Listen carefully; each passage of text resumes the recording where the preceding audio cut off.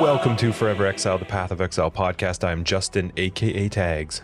Tyler, Wrecker of Days. Hi. Episode 89. Woo-woo. It is. It's the Alexander McGillney episode. I wish, since day those were one, good times. That was the orange and yellow and black. Oh, yep. I wish we started like a hockey theme, not just on some, but like we like favorite hockey players of every number. Like we're didn't like even 10 do the away from that being over. I know, I know. 10. So we'll have to start it again at 101 and just pretend it's like one. Okay, No, who's we your can't. favorite? Yeah, You have to find something else. No, You just can't. Who? What? No, you can't. What goes into triple once you hit digits? 100, nothing. That's why. Okay, who's your favorite person in history who was ever 101? No way. No, that's what I'm saying. There isn't anything. Once we hit 100, it's just like, it's over. That's why. It's just done. There's nothing left after that. I saw the Jays lost. Like the game just finished, but my family was watching the hockey game before we came in. The Islanders and Lightning are playing Game 7 to go to the finals. Yeah. To go to the finals. And I'm like, poor Jays. I kind of want to watch Jays game but it's nice to watch some non-Canucks hockey sometimes. But then my phone let me know that today is Carlos Delgado's 49th birthday, so that's important to know. It's a good thing you have your phone. What else would you do? Yeah, I know. How would you survive without knowing that it's its 49th? I did see an article that made me laugh that said that cops in Vegas had to use tear gas against Canadian fans after the Las Vegas game in Vegas. Oh, yeah? I don't know, apparently to disperse them. Huh. When it was funny though, when I first read it too, I was going, Canadian fans, that's a little mean, like just to straight up say like all Canadians. And then I was like, oh, wait a minute, they're playing the Canadians. So Yeah. makes sense. Giveaways. Okay, everybody, hold your ID up. Okay, you over here. You tear gas. Sweet. Anyway, big shout out to all of our Patreons. Again, thank you guys so much for supporting the podcast. Your faces are awesome. If you're curious what our Patreon is, you can find information down below, or Chris, you could just ask me or text me and we'll tell you about it. You don't have to look down below while you're driving in your truck. Yeah, don't be an idiot. Don't podcast and drive. Well, you should. That's the best time to podcast. Yeah, it is. Doing drive. Anyway, our Patreon gets you access to After Dark, which is our podcast after the podcast. It's just an extra podcast that follows this podcast. It's a podcast after a podcast. We talk Podcasty things. Yep. So thank you guys so much for supporting the podcast. You are awesome. If you like this, you'll like After Dark. If you don't like this, you You'll won't like love After Yeah, Dark. that's right. How was your week? I had a good week.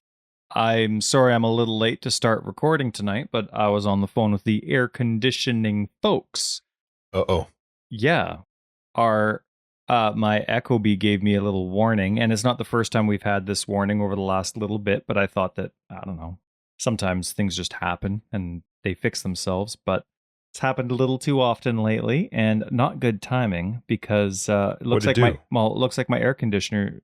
So my thermostat's telling my air conditioner to cool, but my temperature went up about 2 degrees in 2 hours. So all of a sudden it's 28 degrees in the house. I'm like, oh, dang.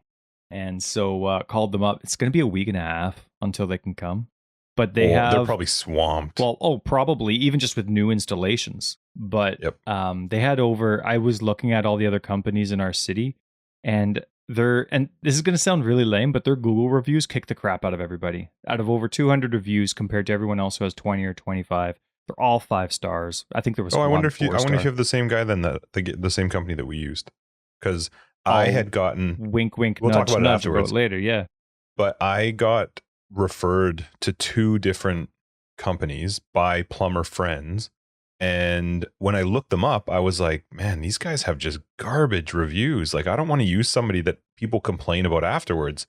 And then I found this company and I was like, holy crap, these guys are I thought they just had a really incredible. big family. Well, it's a family-run business if we're thinking of the same one. It looks like it. Oh, this is this is an awesome amazing. podcast. We're not telling you any details. They were and amazing, We're though. talking about here. Where's my camera? Yep. That's the same Awesome. company that installed Sweet. ours. And they were Oh, fantastic. Man. Good. I'm glad They were because fantastic. they said July 9th for the installation. Today's the 25th of June. And I'm like, that's a long ways away because we're getting 40-degree weather coming up, man. That's what I wanted to bring up. Sure. I'm used to hot places. I lived in Brazil for a long time. Well, short time in terms of a lifespan, but long time for someone who doesn't live there. And I'm like, I love the hot, I love the heat, but it's a different heat. 40 degrees there is totally different than here. 40 degrees here. And Whew. So anyway, it's a bad time for our air conditioner to break, but because they were just so highly reviewed by what seemed like complete strangers, just clients, I was like, yeah, fine, I'll wait. I will tell you, they are amazing. Like, absolutely amazing. I was so impressed with them. Well, but like, some just of to the- give you an example so that people have an idea of what's happening, we're going into a heat wave that is like unseen in our area. They're potentially closing schools for the last 2 days of school next week because of it. Well, because the schools aren't really equipped to deal with this heat. Like, the most we get is like the low 30s for Celsius. Americans, you can look that up. So I'll tell you what it is, because this coming weekend, we're expected to hit temperatures as high as 47 degrees. That is 116.6 degrees Fahrenheit. And right now we have a humidity level of 71%. Like, it's crazy. It's so gross to go outside. I don't know about gross, but it is hot. No, it's disgusting. It's not comfortable. It's not, I don't like that feeling at all. Like, I love Vegas heat. Vegas heat, to me, I love that. I can do 40 degrees in Vegas because you're not wet. Like, you're just warm, but you don't just feel sweaty and gross. Yeah. But yeah, okay. I'm going to just slightly add to your PoE week, because this is now about me for a second. I make really good decisions in general. Like, I'm pretty good at making decisions. Yeah, sure you are. I'm pretty good at it. I have never been more impressed with myself than this purchase of the air conditioning. I am so happy. It is the best money I've ever spent. Hang on. Outside of, I need an air conditioner, what did you do? I had to convince my wife that we needed an air conditioner. Yeah, right. She was the one that was against it. She was actually not against it. She just was like, well, do we really need it? Give me your thesis. Let me approve this. And it honestly was just a thing of like, well, we bought 5 or 6 of those stupid portable ones. We had them all over places in the house. Right. Okay. Yeah. So it was like a month ago. Oh my God. That was just the best decision I've ever made, because I've been able to work from home, which in this temperature, normally I would be murdering people. I'm surprised it took you so long. You've been in your house for a long time. It seems like you're staying there for a long time, and I'm surprised it took you this long. Not as a criticism, it's just that you're a comfort guy. And it was like, that's the first thing I would expect you to spend money on, and it was the last. Amazing. Right now I have my Ecobee set to 18.5 degrees and just hold. What? Mine's set. I'm at 25 degrees. That's where I want it to stay under 25. You want to keep 25? Right now, not keep. It goes anywhere between 21 to 25. But in this heat, of course, it's always going 25. Now, right now, it's 27 degrees. But downstairs, look, can you see that? This is mine right now. Hold on. 21 and a half. 21 and a half. You don't even have heat on right now. No, that's turned right off. It's straight cold. Just give me cold. It runs until 11:30, trying to push to 18 and a half, but it's this office that kills it. Because right now across my house, it's because you have your sensor in here. I keep one in here so that my office is the thing that just, my whole house is freezing just to try and keep up my office. So just for those that don't know, this is basically what After Dark is. We just start talking. Really. There's like no notes. There's no nothing. We're just talking. We eventually get to PoE probably. But anyway, I was showing you that I'm in my slippers. I'm like thinking of putting on a hoodie downstairs because the house is so hot. That's where all the sensors are. So anyway, it's fun. So was it nice weather when you were in New Zealand for ExileCon? Yep. Yeah. Mm-hmm. That's it. That's all I get. Yeah, it was. I maybe a little bit of light rain a couple days, but in general it was sunny. It was nice. It wasn't like gross hot, but they have humid heat as well. We had Father's Day last weekend, right after the last podcast. And have you seen Gran Torino? It's a little bit older now, but it's the Clint Eastwood. Yeah, he kind of did the produced, directed, starred in type of thing. So you remember that, right? He's an older guy. Yep. Grumpy old guy, but he's got his stuff together, and his family itself, he just is completely disconnected with. They don't get him. And on whether it's his birthday, Father's Day, whatever it is, there's a scene where he gets one of those phones with like the massive square buttons. They're like 3 inches square, and it's like, and you can tell like, he's old, but his eyesight's not going, like he doesn't need it. So he throws in the garbage or whatever it is, a little bit later. He's unimpressed with it. I got my first old man gift this Father's Day. For Father's Day? I did. What'd you get? A nose trimmer. For those hair things? I don't know. That's an old man gift. Oh, 100%. I've had one for okay. What 20-year-old is like, time. hey, whoa, hang on. No, going on this date, but I like goodly toe. I bet you there's a few. Trim my nose hairs. Maybe, but it's not common. I would think. I think it's That's my common. You just assumption. don't. You're like, Really? what is this? I can clean up the inside of my nose. Well, I just turned it into part of my mustache. To me, it's that's love that. No, anyway, so I got my first old man gift. But check this out. Sweet. So I wanted to add that in because I was actually kind of excited because now I'm like getting over the hill. I don't know when over the hill is. I know you think you're going to live forever, so you're never 70. over the hill. Yeah, right. Yeah, that's sure. So, but anyway, so I voice typed this, and Google's such an idiot, always so dumb. So here's my voice text. This is how it translated it. Have you seen Gran Torino? The hardest Lego in that leg over, the part where he gets the phone for his birthday.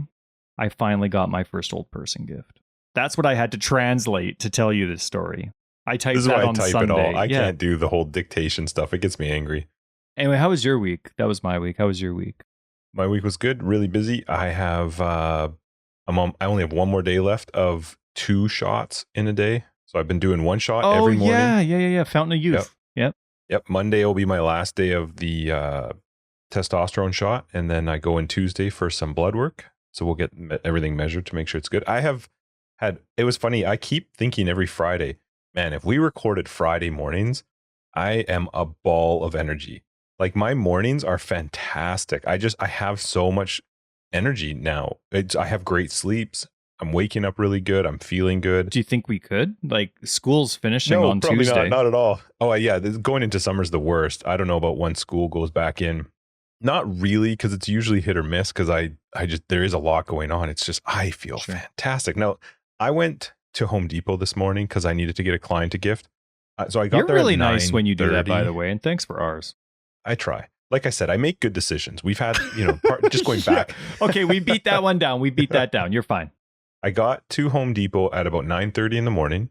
I would say the parking lot was 3/4 full at 9:30 in the morning on Friday. And so my first thought was like, what the hell? Don't you people work? Like how is there this many people at Home Depot in the morning? Then I started thinking, oh, maybe they're all trying to buy air conditioners. Like everybody knows we got this crazy heat. We've had it for this whole week and it's going to continue into next week too. But I went in. It wasn't like they were all rushing for air conditioners. And then I just realized that it was full of idiots who are planning to do crazy stuff and projects as we go into the most disgusting weekend we've ever had. Oh, so they're all in the lumber. Oh, no. Lumber's gone down in price. They're all just picking up random stuff. And the only reason you go to Home Depot is because, Home Depot's amazing, but usually it's because you got a project or something. And I just was like, I would not want to do anything this coming weekend that requires physical labor. Oh, totally. I was talking to a guy this morning who owns a roofing company, and they were having a meeting today to actually shut down for the next week because they can't work in the current weather I couldn't conditions. imagine how hot it is on an actual roof. That'd be insane. Yeah. With the shingles and tiles we use. Like when my stairs broke, I mentioned a few podcasts ago, my stairs actually fell apart. And so that's relatively emergency. You have young kids, you got to get it done. So you do the bare minimum. We call a company, get it done. It shouldn't have cost more than $1,200. It costs over $3,000 just because of the price of lumber with people doing their own projects through the COVID area. So now lumber's actually come down in price. So people are, doing the do-it-yourself thing again. 9:30 on Friday, though. I was blown away when I pulled into that parking lot. I expected it to be empty. Everybody's calling off on work. I don't know. It's crazy. Anyway, my week was great. We finished our private league, which we'll go over real quick shortly here. And then I played some Minecraft with my kids. Nice. Yeah. In the time that I got to actually play some games, that's what I was doing. But good for you, Dad. How was your PoE week? Did you do much PoE this week? I have I don't know if you've looked at the section, but it's pretty big. I wrote a suggestion and a bug this week. I'm sure GGG's very thankful about that. Was it an actual one or? The bug is not a bug, and the suggestion is because the bug is not a bug. So it's regarding the Val Temple. I finally wrote the bug where Val Temple is locking the favorite system, and we read a while ago in 3.12's patch notes that it's not supposed to. I misread those patch notes. Val Temple was in Lex Proxima, I think it was, but it was blocking the favorites for a different region. like Valdo's Rest, Oh, I I think see. it was. Okay. But I, not knowing the actual name that Valdo or that Val Temple was in, just assumed, oh, sweet, they're getting rid of Val Temple being a required map to unlock favorites. Should have had an asterisk by it. So, so I wrote a bug report saying that circumstance is back. I have to do Val Temple to unlock the favorite system, and somebody wrote back and explained it to me because I had I went through like that many different patch notes, control effing Val Temple to try and find the patch note reference, and then so anyway, someone explained that it wasn't. It was closed as answered. So I wrote a bug, or not a bug, a suggestion asking them to, remove Val Temple from the required favorite list, kind of like how Hologram Master isn't part of the Atlas progression. So in the same way, like obviously a different result, but the same way, make an exception for this map in terms of favorites, because I think it's really dumb. I have all my favorites unlocked, all 3 for every region, none for Lex Proxima. Just because of that one map? Because of that one map. Like it's a totally different. So I said, like, if you're trying to hide something, if there's something really valuable in Lex Proxima, okay, that makes sense. Gate it behind that. But if that region is the same value as other regions, theoretically speaking, then it's weird. Unless you're going to add one of those like random only maps for every other region, So anyway, I did that. I made just a progressive filter. So I think I was talking about you were it not last happy one. about this on Monday. We were talking about it on Monday too. What was not happy about? I don't remember anything. Continue was the word, or there was some word that you were getting really frustrated with. I don't get what continue does in Filterland. I was right. See, I listen. Yes, no, I don't get it. Like I even posted on Reddit, and they come by, and then someone was very kind and gave me like a nice, example. This is how it's supposed to work. And I look at it and I'm like, what's the point of continue? I have to write the exact same thing that I would write even without continue. Show, class, base type, sizes, restrictions. Was it just a coding thing maybe? Yeah. Well, then you go down and then you hit continue. And how my brain's working is like that. So it's supposed to take some of that code and then whatever is next works. But it's so weird. Like it's in a general sense that if you're not just as exact and specific as you were in your first block, it's going to apply to so many more different things. So it just seemed like a complete waste. I don't get it. I don't get the benefit of it. So anyway, because what happens here for me with my filters, shush your mush, is at the very end of my filter, I just have hide. So I have show and then blocks, and this is what I want. And then everything else that I'm not showing, I just have hide at the end, and it hides everything that I don't have coded. Whereas if you load GGG's filter, even NeverSync's and a lot of other people's filters, they don't have hide at the bottom. They just literally go through every item in the game, and they've chosen and written it out whether they want it to hide or be shown. Whereas for me, I'm not going to go through the effort of going through every single item.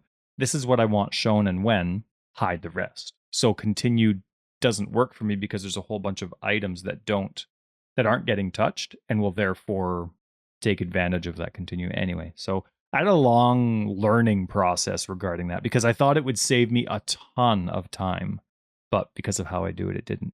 Did you end up getting your filter done? I did. I spent all my playtime. So after I was looking at my Twitch channel, and it's been 9 days. Like I broadcasted some PoE time yesterday because I actually finished my filter, but it was 9 days of taking my playtime and dedicating it to filter time. But yeah, it was a lot of fun. I went through every single equipable item in the game and decided when it was going to stop.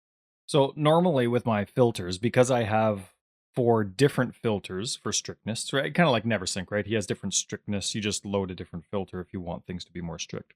I'm attempting to have my progressive, and so I have the same thing currently as well, whether it's for my guides or for everyone. I want my progressive filter to do all that in one filter, and I'm hopefully doing it correctly. Need to play with it for a while to figure it out. But what I did was I went through every item in the game, and as soon as that item was replaced, I turned the bottom item off, and I only had the better item show up. So normally, while leveling, for example, I'll have all my rares on until, well, whenever. Like all rares will show up until a certain point, and then you have to go to another filter, or I guess forever, and then you have to choose the next strictness of filter to show only, you know, the top gear of everything and then move on. So for this one, let's say, I don't know, like some kind of boots, the armor boots, for example. I only showed the armor boots from like the very first armor boot until the next one showed up. So let's say the next one started showing up at 9. The one that starts showing at level 2 got cut at 9, and then the level 9 one starts until level 15.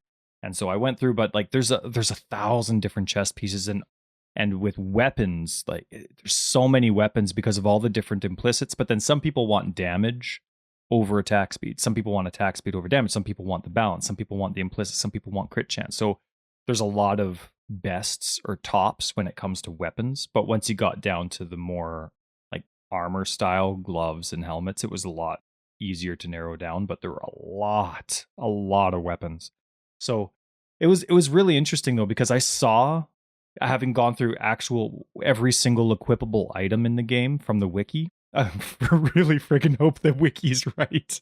Watch next league, they're like, we changed all our base types. But no, it was neat to see the patterns of what types of items stop at certain levels, and then their improvement shows up at a certain level. Like there really are some well thought out patterns. As I go through, like there's a very consistent pattern of the types of items that start upgrading at level 25, that start upgrading at level 50. There's those ritual items. Their items are basically, what was it? 25, 50, 75, I think it was. There was another type of item that, like their base type, kind of like, what? So there's like the Vermilion Ring, for example. It starts showing at level 80. There were some new base types recently added that have that same type of like 40, 60, 80 progression system as well. So it was kind of neat to actually see that together. And when you lay it all out, like if I was to have one of those massive creepy maps in front of me with strings, it would be like, yeah, there's about 10 items that have an improvement waiting for them at level 10, 10 at 11, 10 at 12, 10 at 20. So it's really nicely spread out. It's really cool. There's not just one level where everything just clusters together. And not like any of that is important, but I'm a filter nerd, and I thought that was just a neat little thing to witness as I was going through it. As I was going through, I'm like, oh, you know what? There's only 3 items unlocking right here at 49. I'll bet you there. And then sure enough, it fills up, you know, as I'm starting to go through all the other items. But I learned something that actually has a little bit more value. Did you know that strength-based items, so it's just a strength-based item, right? All red per se. Did you know that they can't roll other defensive perks? Like evasion and stuff? Right. It can't, only armor can't Just roll armor, yeah. dex or evasion or energy shield. I didn't know that.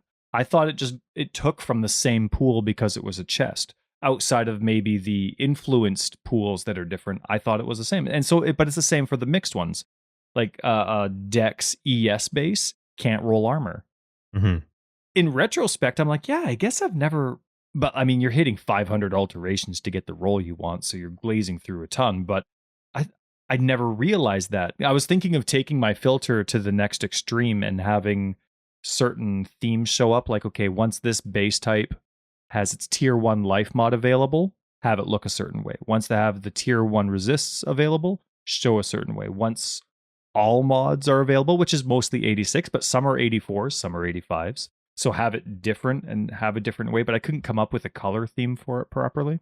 So maybe that'll be once PoE 2 comes out, once if their filter system's still just as garbage. And Justin, don't worry. I thought you weren't playing anymore if it was. That's like the begin. Oh, did I say that? I'm going to regret saying that. But yeah, so anyway, I thought that was kind of neat. And while going through that, I still can't decide on my guides. Like which ones to keep going? Bone Zombies is staying. My zombie guide is just rock solid every single league.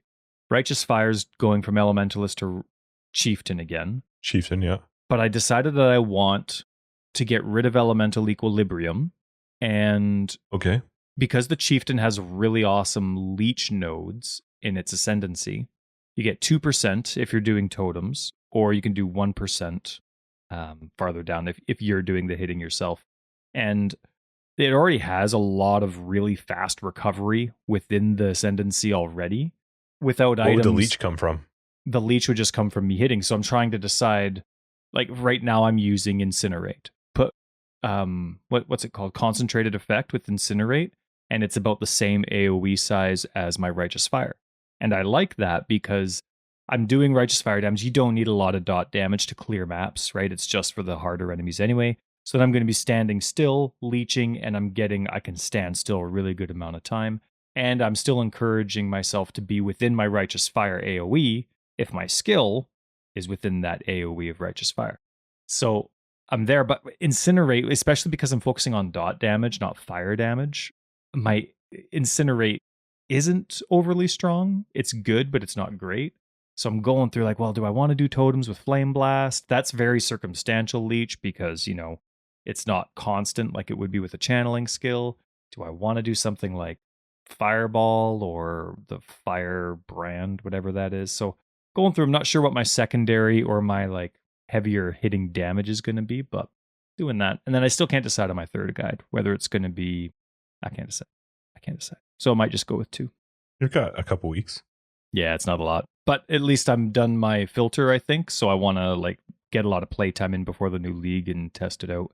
Last thing before though, they change everything. I don't mean to talk the whole episode about my PoE, but I did really have a lot of fun with the filter and doing this stuff. But you know how people joke about streamer drop rates being better than normal people drop rates? Yeah, okay. Obviously, we assume it's not a thing. We also thought that having like a priority queue wasn't the thing either. But so I think I have the opposite of a streamer drop rate system because I didn't have a lot of time. I finished my filter and I played for a while yesterday, but I want to get a couple more maps. And I have a lot of questions about it still. I want more experience with the filter. So I have about 15, 20 minutes today before I go to pick up the kids from school. So I load up and I'm like, okay, well, obviously that's not enough to broadcast. So I'm not going to broadcast that. I'm going into Delve because you know how maps are now. If you end up getting all this sweet content that you don't want to leave it alone. So I'm going to do Delve. There's no, surprise attacks or surprise content that's going to show up. And I've complained in the past about my bad RNG with those currency locations. The ones that look like exalted orbs on your Delve map. Is that what it's called? A Delve map? And whatever. So I've complained like, I'll get one. And I remember myself saying, oh man, you should at least be guaranteed 3 currency chests when you go there. Because most of the time they're the hidden ones. And you have to go really far out of your way to try and find out that hidden path to get there. So anyway, I'm going through. I die a few times trying to figure it out because I got all my buttons screwed up. I get there. I do it. I'm not broadcasting. And there's 7 chests. 7 currency chests. It was awesome. And I even got my first reliquary key. So that was kind of cool. Fun. Yeah. But yeah, so anyway, I did that. Also, I've decided I'm done with chests. What? In games, I'm done with chests. I want all my stuff to come from combat. All my loot. I'm tired of clicking on chests. Okay. So you're just not going to click on chest now? I don't on PC anyway because it's too much. It's like doing inventory mid-combat. A big chest, you don't click on it? If it's a big boss one like you have in Diablo, sure, but PoE doesn't have that. Okay. So, but all those little chests, especially the maps the that little have ones, thousands, I don't click on no, those. like none of them. But Never. Okay, like think about this. Who puts a chest full of items in the middle of a wooden bridge? Some of those skeletons. Makes sense. So, but anyway, it's too much clicking. I get enough loot from enemies, but I'm kind of done. Like no matter the game, I'm like, I just want all my gear to come as my combat rewards. I don't want to have to go out of my way to click and click and click and click. So I've decided not the PoE chest is too much. Too much. But you know what? They're dungeon crawler chests. Unless it's like 2 per map and you gotta like they're gonna be exciting. I'm done with them. Did you have a PoE week? That was a long week for me and I appreciate your patience. Not really. We finished our private league, which was a huge blast. Yes, it was. If anybody didn't catch it, because we talked about it at the end of last episode, but it ended a couple days after the episode came out. So our Ultimatum private league ended. So if you didn't know what it was, we do it every league. If you want information, you can hop onto our Discord to find out. But we did no stash, no rares and magics, and softcore, solo self-found. And we had a blast. We had a really good time. We had 28 winners in the end, which was cool. So we got to give out a lot of different people points packages, which was fun. I had a really good time in it. I thought I did actually quite well. It was funny, the day that it was ending, an hour and 45 minutes before it was going to finish, Hawaiian Soja was on Discord trying to pump people up to knock me off the first page because I'd gotten to 91. and I was 19th. I was in 19th place. And the default And they were page trying to get me knocked organizes off. the top 20. First 20. Yeah. So they were messaging the other people who were below me, and I was like, oh, these buggers. So I opened up Path of Exile while I was in a meeting. Like on my left screen, I was in a training meeting with some of our people, and I'm playing Path of Exile on my right screen, trying to just knock out as many maps as I could to just keep myself up. And I got myself actually up one place. I finished in 18th place. They couldn't get me off the front page. And the only person on the front page with a 0 depth in Delve. That was the whole thing I wanted. Magical, Justin. But yeah, it was magical. fun. Would have you done that push during work if it was hardcore? I don't know. I'm not really sure. I don't really care because I got bumped for it's not like I'm taking one of the point things anyway, but it was more for me just to not get pushed off that front page, especially when they were trying to. A bunch of butts. So I don't know. I would have probably played it entirely different if it was hardcore. It's tough because hardcore to me is really fun to watch, but I don't like to play it. But I think if we had thrown hardcore on with no stash and no magic and rares, it would have been way harder. Don't you think? Totally. Yeah. Hardcore's harder anyway. than not hardcore. Totally. Wise words by Justin. He's starting a book. No, what? It's not about hardcore being harder. It's about combining the no stash, the no rares, that if you throw on hardcore, to me, that was too much. Totally.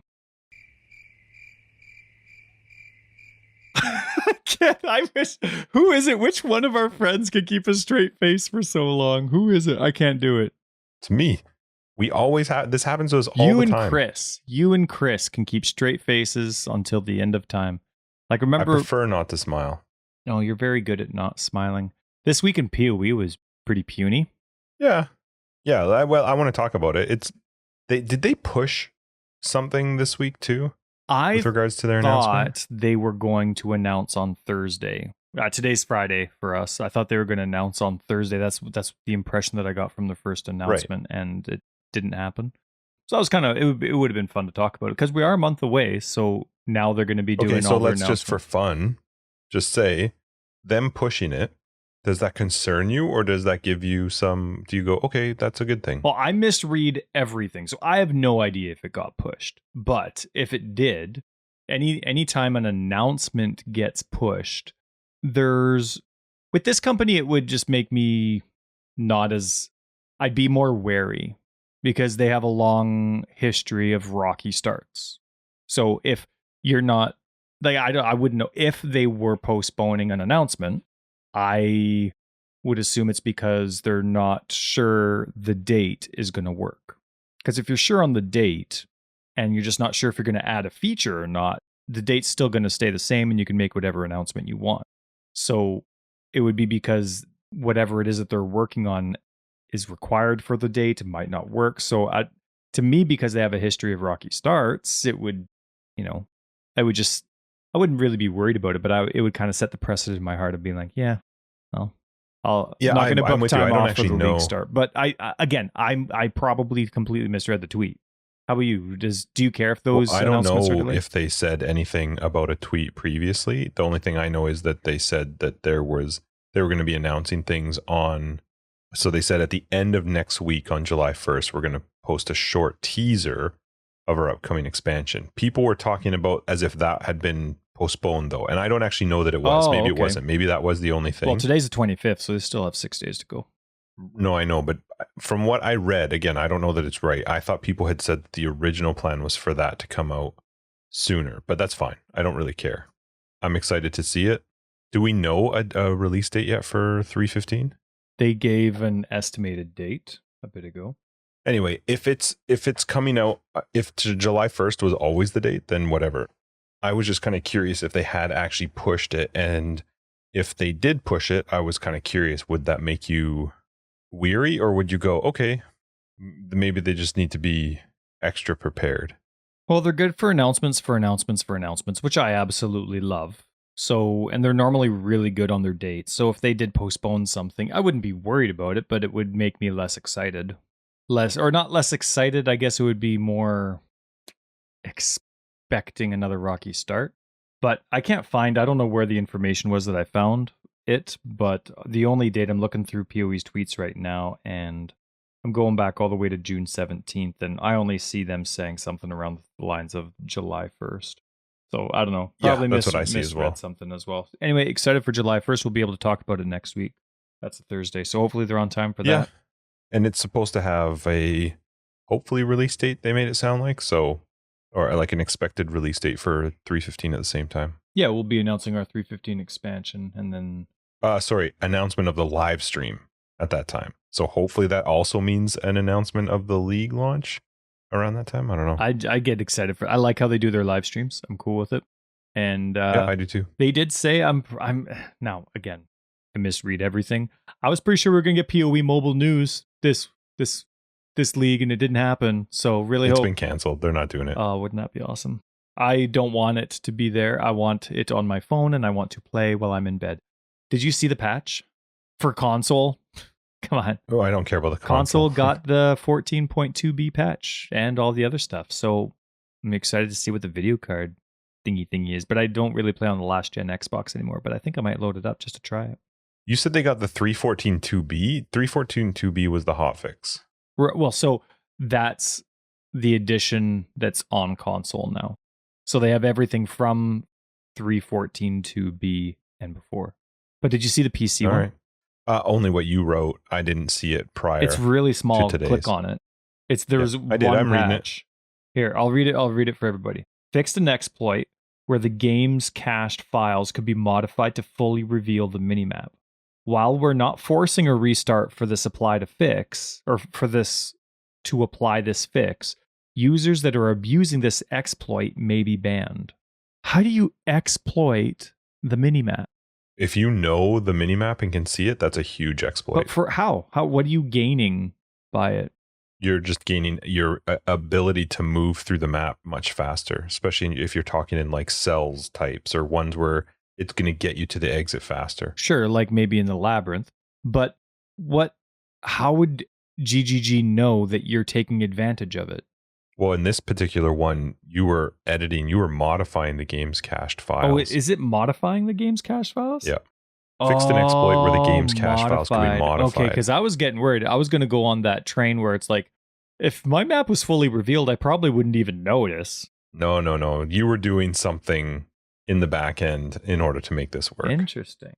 Yeah. I saw another chit chat Reddit post about cached file or something to do. Never mind, doesn't matter. I forgot every single detail of it. There was another fan art post. How are we not done? They're great. How are They're we not awesome. done? Congratulations that you can art. I cannot art. I am impressed and very good. Jealous and lots of art. Why does it say March plans? This was for the merchandise, and I do really want to talk about this one, the merchandise plans. It said merch. It auto-corrected to March. It's supposed to say merch. No, it's merch. I'm fixing it. Yeah, we need to fix that. They talked about their merch plans. Now, we talked about this iffy, like sort of. We talked about their whole $100 question mark, what you're going to get gift the thing. loot boxes for loot boxes. Right. This is that GGG is going to actually be opening a merchandise store with Jinx, which is the company that they use for doing all their merch right now, where people can actually start buying Path of Exile merchandise. About time. This is really, I'm kind of on the fence. I think it's smart because there are a lot of people that want it, but it's been one of the huge draws to buying their supporter packs. So I'm really curious how they find that balance of saying, this is what you can buy when you go onto the merchandise store, but you can only get this through our supporter packs, because they need those supporter packs way more than they need to sell some shirts. I don't know what they get from each. They do for sure. Even it doesn't even matter unless they're selling their shirts for $80-$90 a t-shirt. The supporter pack is digital. Yeah, and it's pure money. Besides, once you get to the higher level, you are getting like a t-shirt or a jacket, but you're paying $400 for the jacket. The rest is all digital. They make their money off those supporter packs. So I'm really curious how they find the balance between keeping the supporter packs enticing while offering merchandise that people are going to want to pay for. Yeah, it'll be interesting because they have obviously thought of what the attraction is going to be. You don't cut into your supporter pack plan without knowing what your plan is for support packs once that new plan is in place. Whether it's going to be exclusive merch or something that isn't currently in existence yet with their support packs, I don't know. But I'm excited for it because I'm the kind of person where I'm probably not. I don't buy support packs, but I would definitely want to make sure that I have one Path of Exile t-shirt in my rotation on a regular basis, and then when that one wears out, I'm happy to go buy another one. So I don't know, it'd be pretty cool. I was thinking, I put in a suggestion, it's probably getting mocked at, but I put in a suggestion for like, people in their gardens where we live, like their lawns, they'll have those outside solar lamps in their gardens, right? Like they're just like sticking around. You know what I'm talking about, right? Just I do. So I'm just curious where you're going. So those, and I've always wanted them in the hideout. They're not even in the hideout. Wouldn't that be awesome if they were in real life before they were even in my hideout? On the way to the Val Temple or going up the Val Temple, there's those torches that automatically turn on as you pass them, the proximity. So have like those Val torches or whatever that are solar activated, and you can have them in your garden. But also motion or only solar? Like, because you like that they're motion activated. Yeah, no, not proximity. Though that would be awesome, but I probably wouldn't have that money. No, I'm just talking solar powered, man, just batteries. But they look like those same torches. I thought that would be awesome. I was also thinking a bird bath that looked like the crafting bench from what's his name? Elrion had that nice crafting bench. Was it Elrion that had it? The nice small one? Or maybe have one that looks like a waypoint. I know the one you're talking about, but it was awesome. And then also some pens. I'd like some pens. One of the first suggestions that I really liked was if they could make it more subtle, so that a Path of Exile player would know the shirt, but it's not blaring Path of Exile written on it. I actually like that, because one of the things that bothers me about a lot of the shirts that I have is that it says Path of Exile very large, like on the sleeve or on the back of the neck or something. And I might like the design where nobody would know that I'm walking around with an Exalt on my shirt. It looks cool, but the people who do know, that to me is way cooler than just somebody seeing the words Path of Exile. So I thought that was a great idea. Yeah, that is really cool. Yeah, I was just curious. Obviously they've thought about it, but I'm just curious what that conversation looked like for them to try and balance a merchandise store. Especially because there's no chance that this just recently came up. The idea of having a merch store has obviously been something that there's no way they haven't talked about forever. So what changed now, and how are they going to balance these? I'm really curious to see, because how do you put a t-shirt in a supporter pack? You know what I mean? Like, that's not good enough for 200, $300 right? There's got to be something to it that I can't just go buy it for $40 on their site. I remember them saying I don't remember if it was surprise, but they said, yeah, there's definitely a merch store coming, considering how successful the merch store was at ExileCon. I remember them saying something during or after. So, but then again too, it's a bit of a double-edged sword, because the reason the merch store was so successful at ExileCon is because you couldn't buy it anywhere else. Now you had this one-time chance at their event to buy a crazy number of shirts. Yeah, but look at their creative team, man. Like all the different MTX they come up with, all that, like they have so many different things that they could put on a shirt and call it exclusive, and they're not going to care because they're never going to run out of ideas. No, I'm not saying that. I agree with you. I think they could come up with tons of them. It's just that's why ExileCon was so successful, is because I could never have bought a shirt before unless I bought a supporter pack. My hoodie that I have, you still can't get unless you were there. And that's cool. I like that kind of stuff. And that's why I'm pissed. If somebody recognizes my hoodie in our town after the merch store comes out, I'm going to be so pissed. But here's one thing, though, and I'm not on their back end. I don't know. That sounded very sexual. I don't know. Like, for example, when you look at the console world, Nintendo's very fine with the on-demand style products when it comes to their console, as opposed to Sony and Xbox. They really just want as many out there as possible, right? GGG's kind of taken the Nintendo approach, right? The more exclusive style of marketing. But every time I go into EB Games, that's our like video game store out here. And obviously, because video games are pretty digital now, it's just like merch for the most part and superheroes and stuff. But every time I go into EB Games and look around, I see cards. I see cards for RuneScape. I see cards for WoW. I see all these different like Google Play stuff. And every time, like every now and then I'll sneak in a, hey, do you play PoE? And they're like, what's that? And it's just like, I know about all these games because you can buy points, a card point in their system at their store. I've never ever played the game. I don't even know what half of these games are, but I know the title. I know their colors, I know their logos, and I would recognize them because I see it at 7-Eleven, because I see it at EB Games, because I see it at Superstore or Save On or whatever. And I there's a part of me, GGG knows what they're doing, but there's a part of me that just wishes, just from a fan's perspective, that I'd go into a store and be like, I played that game. Yeah.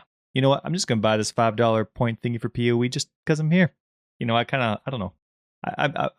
I wish. Well, and you bring up a very good point that Grinding Gear Games needs to get on it with, because buying points from them for our private league it's such a dumb process to have to buy points.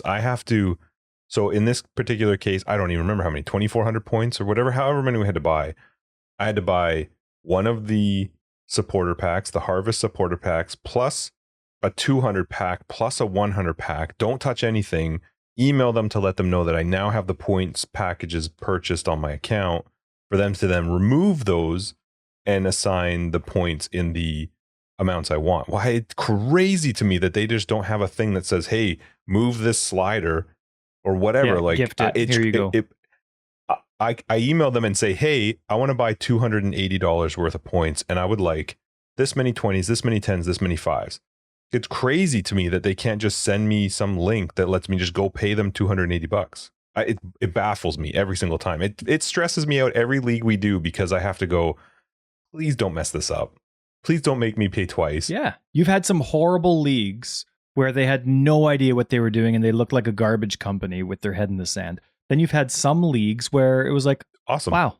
And their support has gotten way better over the last 2 years, or like 2 or 3 leagues.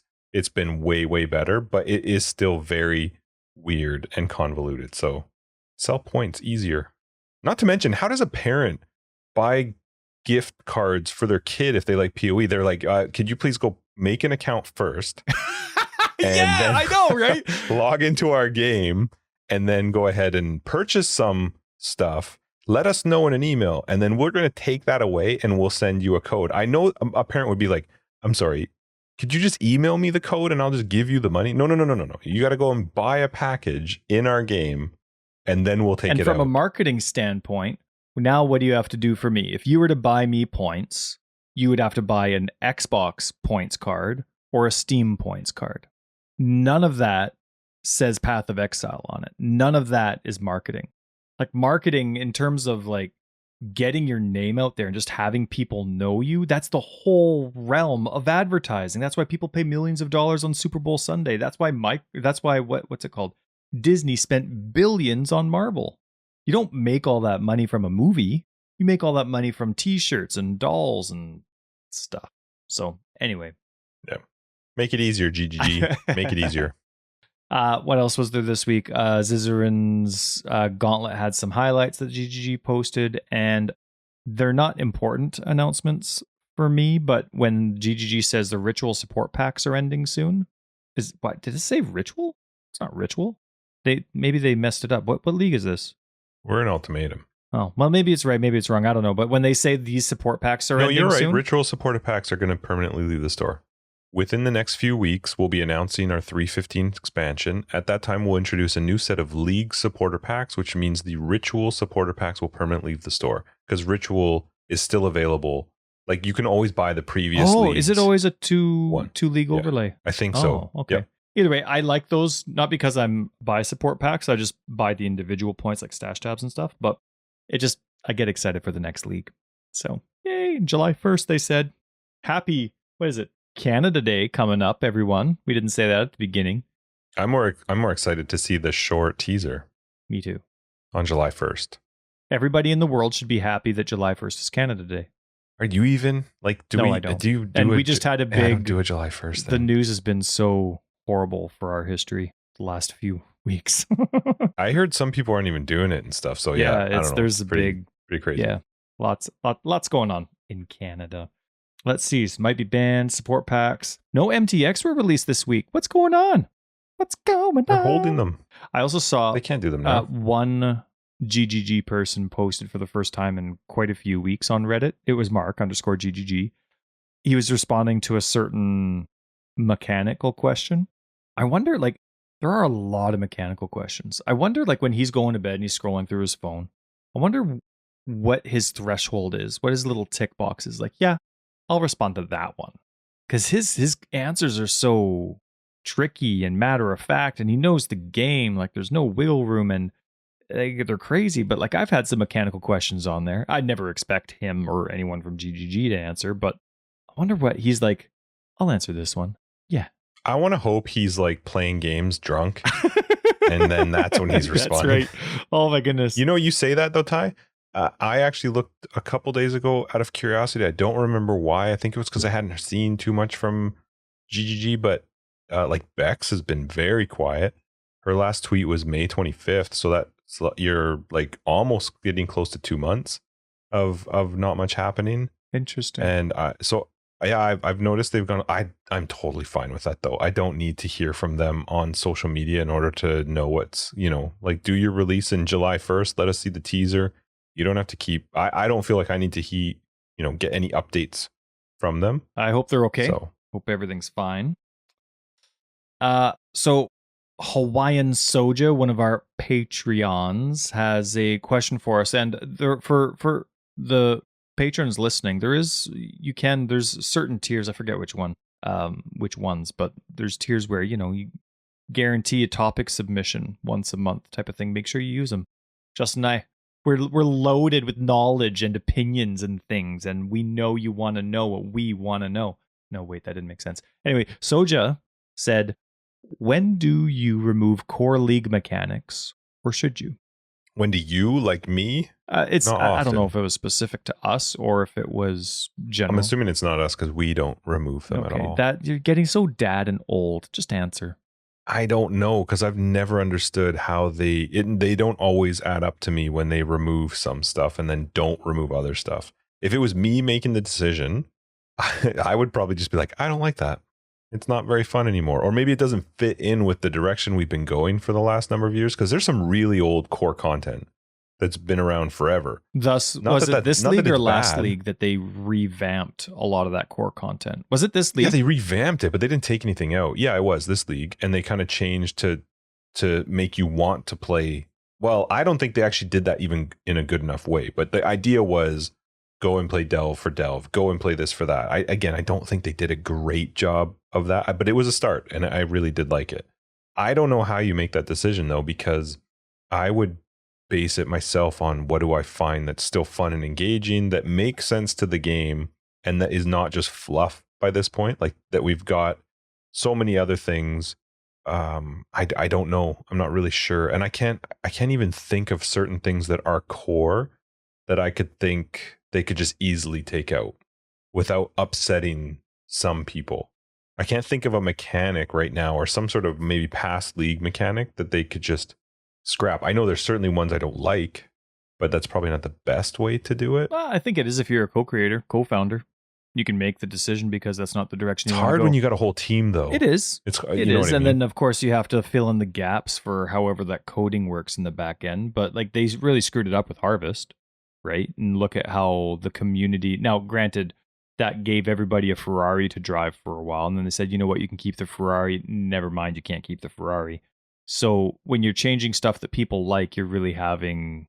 if you care what the community thinks, as opposed to knowing better for the community, which I think GGG does a great job on most of the time, and I hope they do it on a regular basis. Just do what they need to do, no matter what the community is going to say, like they did with Harvest. To me, you always, to answer Soja's question, should you? Yeah, I think you always need to look at your core content. The separate mechanics, you really got to take a look at it, and on a regular basis, assess how it's flowing with the... not the short term, but the long term value. When you have a game that's changing every 3 months, there's always going to be some stuff that doesn't jive perfectly, in like older content jiving with newer content. But in terms of like if you're playing standard that's stuff that's long term, right? That's the stuff that's going to be in every single league, no matter what the next 3 months is going to look like. And that stuff needs to flow perfectly well together. And I think anything that interrupts a good experience does need to be culled or changed. So I love, sure, there's some people that are on the opposite fence of me, but I love the fact that when I go into a map, I could have 100 different encounters. I could have I mean, I don't know if there's limitations, but it just seems like it could be, I could get everything. I could have a delirium, I could have an abyss, I could have a breach, I could have extra strong boxes, whatever it is.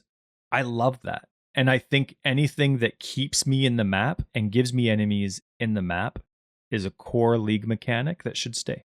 I absolutely love it. Things that take me away from that experience, because that's why I'm playing the game. So things that take me away from that experience, I think, are the things that you cull or change to be improved. So, for example, Harvest sucked for me. I thought that was lame because you spend a lot of, when it was a league, not the way it is now, you spent a lot of time micromanaging and doing non-PoE things. The reason you played the game was not what you were doing when you were managing your garden, but they changed that when they made it core, right? I think, in my opinion, a bit, wait, what's the tower one with Cassia? What's that? It's not, is it Abyss? No, that's not Abyss. What's that called? I get them all mixed up. Breach? No, that's not Breach. Blight. Thanks. To me, that even though it's in the map, it doesn't suit the game. There's a lot of needing to interact with your environment, not just be in the environment, that the game doesn't have, right? There's moments where, like, the game doesn't pause, for example, like it does in, what's this league called? Ultimatum. You know how it pauses and does stuff? When you click on a tower, if the game paused to let you pick, it would be a totally different experience. But because your success is dependent on towers and you have no time for anything and you still have to worry about survivability, to me, there's certain things that do need to change. So if I come to you right now, 3.14 in its current state, and I say, Tyler, 3.15 is coming out in 3 weeks, you have to pick one core mechanic for us to take out, one core league mechanic to take out right now. What's it going to be? Legion. Really? Yeah. You don't like Legion? It doesn't make sense with a lot of builds. You have to do a lot of damage on your own to do it. So there are a lot of different ways to play the game. It's really hard to consider all those different types. But if you are doing a build like, I don't know, Righteous Fire, dot builds are lower damage builds. If you're dependent on Elemental Equilibrium to get it going, but that's attached to cast and damage taken level 1 as opposed to self-casting, you're not getting anywhere with Legion, right? Because they're all still, nobody's hitting you. What if you're doing something like a max block gladiator and you're working on your trigger skills? Granted, that's a small percentage of skills, but it's a mechanic that you have to play a certain way to achieve. And what you get from it? What do you get from it? A 5-thing atlas. And as far as I never even, a lot of loot. Sure, but you get loot everywhere. You know what I mean? Like, what do you get? It's neat to have a 5-person boss battle, but now you have Maven. So I would probably get rid of Legion unless there was a way for me to be able to do that content with triggered style builds, right? Like, for example, look at the addition of, who's that? She's from the Plaza. I think her name's Justice, the boss where she shoots the beam. She's the one that's normally above Azaro, but when you're in the boss fight, then she has those 4 pillars, right? You bring her into Maven, there's nothing to keep you and save you from that beam. That doesn't make sense. So you should add the beams, like those 4 pillars in that arena when she's there, or get rid of that skill. Otherwise, there's a whole bunch of builds that can't do it. And to me, sure, that it's like a different mechanic, but to me, that's the exact same state that Legion is in. There's a whole bunch of builds that just can't do it because they don't do direct damage. How about you? If I was to ask you, what would you get rid of if you had to call one? Scion. The Scion. Like the actual sentence. Yeah, I would just kill her. Oh, but I thought you wanted to kill Zana. I don't like Alva. I don't like Zana. Yeah. That's tough. I would 100% get rid of Alva. I didn't even think of that. I just assumed master missions were off the chart. Well, it was but Alva was a league, right? So The temples have gotten a little bit better. It's the leading up to the temples that I haven't played a build that struggled with it in a while, but I just still don't like doing them anymore. Well, imagine if you actually had to track and keep track and figure it out. Ugh. It's tedious. It's tedious. I wouldn't ever want to be the one that's in charge of it, because it's really crazy that we play a game that has as many core mechanics as it has, but you can't easily just pinpoint the ones that are bad, because they're not. They're just different, and it totally depends on what you're playing. So it's tough. And for the record, I love Legion. It just doesn't make sense with half my builds. I can't progress it depending on what I'm playing, and that kind of sucks. All right, so this is something I always like these, and you're always like, oh, I don't know, I'm not that type of guy. But I want to ask you anyway, because wow. well, you are. Okay, try and vary your response after I ask this question, because you hate you hate guessing. But I like trying to think. Like, I like seeing the skills, my go-to skills, the ones that are so strong, the ones that are, So but I want to ask you before the next league gets announced. What skills do you think are getting cut down or nerfed? Not nerfed, cut down. What skills are getting cut down for 315? I don't know. I would be surprised if Exsanguinate isn't changed a bit. Totally, good call. Cut down a little bit. And that's not saying that it's overpowered. It's just, I don't know. I don't really like the fact that the idea would be, well, so many people are doing it, so it has to be cut down. I don't like that. And that I feel like that's what people quite often do. Hey, Cyclone, everyone's doing Cyclone. Well, no, what's happening is a lot of people watch streamers, or they see things of people playing it, and they go, oh, that's really strong. That's working great. It works for this person. So I'm going to copy what they're doing because it's working. And that's going to help me fight endgame. It's going to help me get through the content. Does that necessarily mean the skill is always as overpowered? Not really. It just means that a lot of people are playing it. Maybe it's got Exsanguinate, to me, awesome new skill. It's such a cool way that they built it. It looks great. It is strong, but I also feel like it's popular because it's new and people saw people doing it at a higher level that didn't require a ton of investment to be able to play it.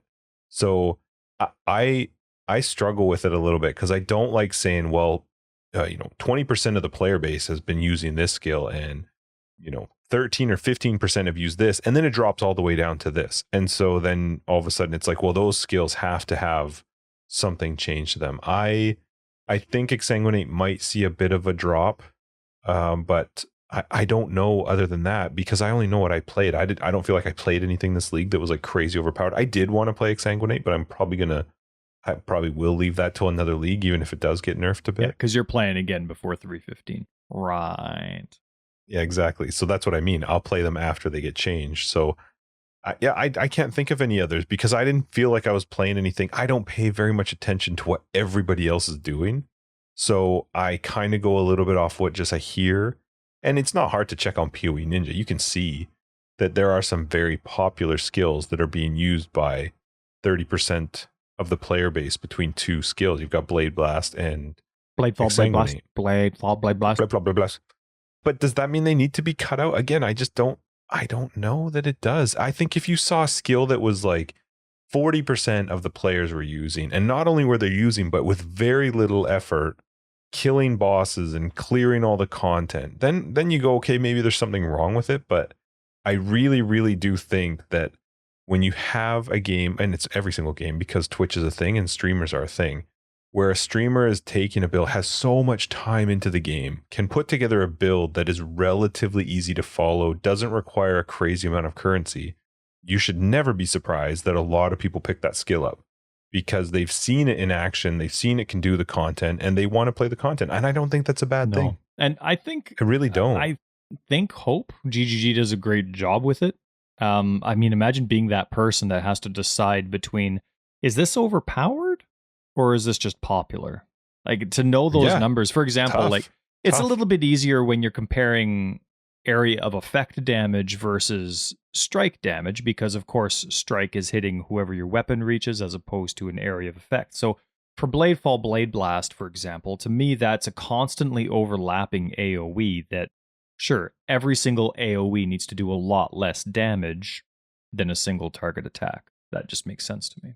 But Exsanguinate, it's a lot. I have no idea what its number value should be, though, based on other things. Like there are some skills, for example, that for example, like Flame Blast does a crazy amount of damage compared to a lot of other fire skills that hit. So I don't know. For me, I think Life Tap needs to get cut down. To me, it's a guarantee to have, because I remember not too long ago when they redid Mana on the Tree. I couldn't tell you if it was 2 leagues ago or 20 leagues ago, but they redid Mana on the Tree, and they were talking about how melee characters really need to invest in accuracy to make sure their hit chance is 95 plus. Like, it's not something you can ignore. You can't just go for damage nodes and voila, you're magically at 100% hit chance. It's something you have to have at least a minor amount of investment. Most of the time it's mediocre, like around, you have to focus on it a bit. Whereas for a while, casting was not like that. It was very easy, just with clarity, for example, to take care of all your mana problems. So they changed around the mana cost balance of all the skills. They changed Mana on the Tree. They had Mana Leech. They even did like ES leeching. It was around the same time where they added ES leeching. And to me, Life Tap gets rid of that entire value of investment for mana regen. Like, it can take a lot. If you want to be, let's say, a marauder or a champion, but you actually want to do a spell, you really got to go out of your way to get your mana regen. You really do. But now you don't. Life Tap is everything that costs. And it gives you 20% more damage? It's crazy. To me, it's not even like Fortify. Or Fortify, to me, I thought that would be like a guarantee, but to have on any melee skill. It's not. It's still very beneficial and good, but to me, Life Tap, because of it just gets rid of any type of mana investment, it's way too strong. So I disagree a little bit on with it, because I love Life Tap from a leveling perspective for a specific, definitely for melee type stuff, but I like the fact that as I got further into playing slams, it made sense once I could make it work to take Life Tap out. I actually got more damage by putting in some proper support into it. But I love the fact that it made it so that leveling was much easier. It didn't require me to be so worked up about how was I going to manage mana. And I understand mana is a part of the game.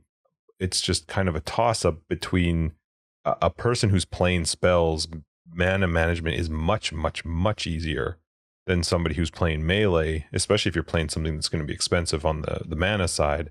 It is hard to get regen. To me, like, I see where you're coming from, and I was actually thinking specifically spells. Just by accident, I was thinking spells, which have a huge mana cost and really need a massive amount of mana regen. But you brought up attacks, and to me, that makes sense. Yeah, you could get rid of Life Tap because of attacks, because of the low mana cost, right? Because you're also needing to invest in other things. So I can see it from a melee perspective for sure. But to me, Life Tap on a self-casting spell, like, you just don't get rid of it. Yeah, I didn't play it with spells, so it's hard to say. I used it specifically from a melee standpoint, and it, for me, was so much more enjoyable to level with it because you got it early. It's like a level 8 or whatever gem, so you're getting it very, very early on, and it just made leveling easier. Especially, again, a melee build, a life-based build, you're going to get that health regen, so it wasn't that big of a deal. Maybe they do some change, but it's already like a 200% multiplier. So it's not cheap on the life side. No, but life regen is so much easier than mana regen. You put in a stone golem and everything's taken care of. Like, think of Life Tap with totems, like the biggest mana hog in the game.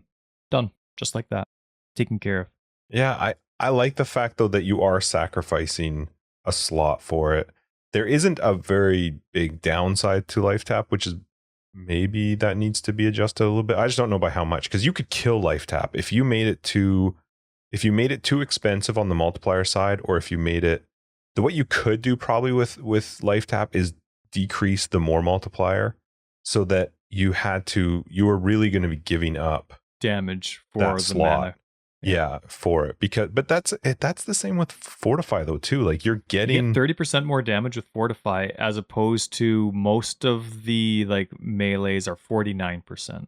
Most of them are 49. Exactly. So it's a 19% more. The term, not, which is large. It is. It's a difference of 19% more damage. And that's the same with life tap, because you could swap. I remember swapping out life tap for, I want to say it was melee fizz. I can't remember what it was, but there was definitely going to be a much bigger benefit once I could figure out how to manage the mana. But what I liked as leveling as a melee character was I didn't have to worry about that while I was leveling. I could figure out as I got further into it, how was I going to deal with the cost of my skills and the mana regen so that I could put in something later for the damage. It was just nice to have that leveling because you don't have that otherwise. So that I just thought it was really cool for that. But I get where you're coming from. It's to me on the same level of, well, not really. I want to say fortify, but life tap is better because it does make it way smoother. Like I'm not going to not be able to cast or use my attack. The one thing if I'm I using do life tap. like about it, maybe actually bring it up for a second here just to be sure. But to me, as I bring it up, it's almost the same as inspiration. No, I'm bringing up inspiration. Hang on. Oh, look at that. Life tap's one word. Huh? Who knew? Supports any skill, right? So life tap, you could have life tap on a skill that you're actually using mana/life on, and then have life tap on something that you're not using, like righteous fire, and you'll still get the damage bonus, just kind of like how inspiration works, right? It shares the buff with everything that's linked with life tap. So I thought that was neat. And yeah, it does. Well, here you get, it goes up to 29% more damage when you have life tap. I thought it stopped at 20. It's 29%. So anyway, life tap was one that I was thinking about, but I was thinking specifically from a spellcaster, so maybe it is a good balance when you're thinking about the global game. Also, my phone has been ringing off the hook with Reddit with a lot of cock, just lots of cock. Cast on crit, cast on crit, cast on crit, cast on crit. Help me with this cast on crit. It's like it's being used in every single build. And I think that's great. I think the last time I saw cast on crit light my phone on fire was 10 leagues ago. Like it's been a long time since I've really seen the community go crazy with cast on crit. So I like the waves that it happens. And I still feel, who cares about my feelings, but I feel like this league is balanced in terms of there's a lot, not necessarily that there isn't like a pinnacle skill, maybe Exsanguinate is that good, but that there's a lot of really good options and you're not missing out if you pick one of the 100 skills, you know what I mean? So, but cast on crit seems to be a huge thing and people seem to be able to do insane damage. So I'm curious, maybe they bring down the damage multiplier with that or something. I don't know. So I don't know even close to enough about cast on crit to weigh in, but I do think, and again, this is a completely uneducated guess, if people are spamming Reddit about a specific skill, something had to have happened. A streamer had to have done something. Somebody had to have posted on Reddit. Otherwise, there's no way that the masses all of a sudden pick up on one single skill. You know what I mean? They have to watch somebody play some way or something. But yeah, it'll be fun to see. I would like to see a couple new skills. I hope they don't cut down too much. I really don't, because there's a lot of skills I want to play still. That it would kind of suck if they crush some of them. Because I looked at while we were talking just out of curiosity, pull it up PoE Ninja. It's not like things aren't that far out. You've got Blade Blast at 12% and Exsanguinate at 11. But then it's 7, 6, 4, 4, 4, 4, 4, 4, 4. Cyclone and Vortex. Like that to me. Vortex that's is not special. An instant skill that does damage. That's special. Yeah, I don't feel, and Exsanguinate being at 11% is still under Blade Blast, and Exsanguinate's brand new. That to me doesn't mean that it's that overpowered. Again, I don't know enough about it, but if I saw a number that was crazy, crazy high, all right, maybe. I seem to remember myself thinking that GGG would really have their new skills beefed up for the first league, and then those skills would always get cut down in their second league. You know, they wanted people to use them, wanted them to have fun. I don't know if it was planned or if it was just unguided numbers being attached. No criticism. I would have no idea what would be balanced or not. So, I don't know. But I think there was a league recently that debunked that where the new skills didn't get cut down. But anyway. You go into the like non-SSF, just basic Ultimatum League, and Cyclone has 16%. Then it drops down to 7. See, isn't that great? Exsanguinate's not even in the top 10. And people whining about, bring back the no stun, bring back the no stun. Cyclone's great. Yeah, people are still playing it. They're just not playing in hardcore. And guess what? That's fine. Yeah. You know what the most balancing part about Cyclone is? And I'm so glad they have it. The reduction of movement speed. just so good. It really cuts into it and it really balances it out. Remember when Cyclone wasn't a channeling skill? I remember the announcement. I think it was Jonathan. He was so excited that Cyclone wasn't a channeling skill. Remember you would be forced to go in one line. Yep. You couldn't change stop in the directions. direction. You couldn't. You had to stop and then go. And it's a good skill now. I don't use it, but it's a good skill. I like it. Anyway, we'll find out soon. I think we should wrap this one up though. July 1st, we'll get some new info. Thank you guys so much for joining us for episode 89, Forever Exiled. I am Justin, aka Tagz. I'm Tyler, Wrecker of Days. Patrons will catch you guys. Happy Canada Day. Happy Don't Canada put your hand Day, up like world. that. It's annoying. Happy Canada Day. Yeah. Well, at least Canada. Anyway, thank you guys for joining us for episode 89. Patrons, we will catch you guys in After Dark. Everybody else will catch you in episode 90. Who'd have thought? 90. I didn't. I thought you'd burn out by 10. Sorry, Ty. It's not working out. Sure. Yeah, we're done. If you're looking for more information, we got a website down below, foreverexiled.com. We are on Twitter, foreverexiled82. Come join us on Discord and hang out. And if you're looking for any of our Patreon information, it's down below. Peace. It's only 26 degrees in my house now, so something's working.